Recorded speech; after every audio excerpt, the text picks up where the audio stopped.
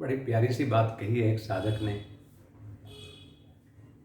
कि कोई हमारी यादों में समा जाए, निकलता ही नहीं है, तो उसको अपनी यादों से हम कैसे हटाएं।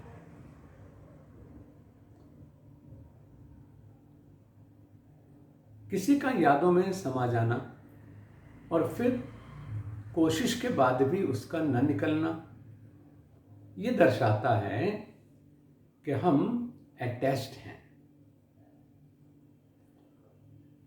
जो गीता का सिद्धांत है वो है free thy self from egoism attachment, discipline thy mind through complete detachment, identify not with the body illusory, have balance of mind in pleasure and misery।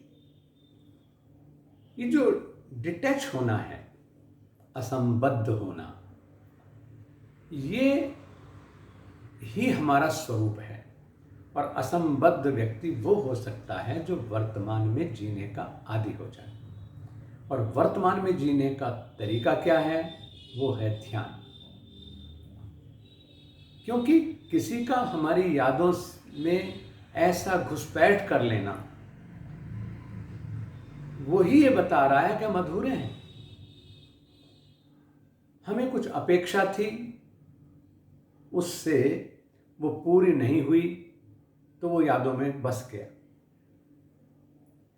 हमें कुछ कड़वा अनुभव हुआ किसी से, वहां हम कमजोर थे, बेइज्जती हो गई हमारी, अपमानित हो गए हम, तो वो घटना और वो व्यक्ति हमारी स्मृति का हिस्सा बन गया और शूल की तरह चुभता रहता है हमारी स्मृति में। जो हमें धोखा दे के चला गया वो टीसता रहता है हमारी यादों को, हमारी स्मृति को, क्योंकि वहां भी हम अधूरे थे। याद हमारी है, मन हमारा है, बुद्धि हमारी है, तो उसमें कोई और हमारी इच्छा के बिना कैसे रह सकता है? मेरे घर में मेरी मर्जी के बिना, आपके घर में आपकी मर्जी के बिना कोई कैसे रह लेगा? क्या आप रहने देंगे? हाँ, तभी रहेगा जब आप कमजोर होंगे। अध्यात्म वो चीज है जो हमें अपने आप को, अध्यात्म वो विद्या है जो हमें अपने आप को, अपने सामर्थ्य को समझने, जानने और उपयोग करने का रास्ता दे देती है। ध्यान के माध्यम से, साधना के माध्यम से, जिसमें हम अपने तन को भी साधते हैं, अपनी इंद्रियों को साधते हैं, अपने मन को साधते हैं, और उसको साधने के लिए जो सबसे ज़रूरी चीज़ है उसकी क्षमताओं को जानना, और उसकी क्षमताओं को जान करके उसको पूरी तरह से व्यस्त कर देते हैं। क्यों? क्योंकि जो ये स्मृति है जिसको हम कह रहे हैं कि मेरी याद से वो निकलता नहीं है, वो इसलिए कि हम भूत में रहने के आदी हो गए।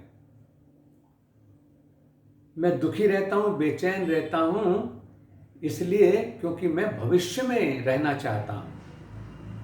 लेकिन अगर हम भविष्य की चिंता छोड़ दें, सपनों में जीना छोड़ दें, कल्पनाओं में जीना छोड़ दें, तो हम वर्तमान में जिएंगे। और जो व्यक्ति वर्तमान में जीने का आदी हो जाता है उसके पास फुर्सत नहीं होती भूत में खोने की या भविष्य की कल्पनाओं में अपने आप को बेचैन करने की। सामर्थ्यवान बने, मजबूत बने, मजबूर नहीं।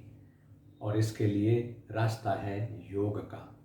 कहे ध्यानावस्थित तदगतेन मनसा, कि हम प्रतिदिन ध्यान का अभ्यास करें, आनंदमय स्वरूप में अपने रहें। हम पूर्ण हैं, इस बात को केवल चर्चा ना करें, बल्कि उस पूर्णता का अभ्यास करें और देखें कि ध्यान की गहराइयों में हम कैसे अपने स्वरूप को देख पाते हैं, समझ पाते हैं और जी पाते हैं, उसके लिए ये जितनी चीज़ें हैं, भविष्य की कल्पनाएं या भूत की शोक, भूत के पश्चाताप, भूत के अटैचमेंट्स, उनसे हम पूरी तरह से अपने आप ही विलग हो जाएंगे।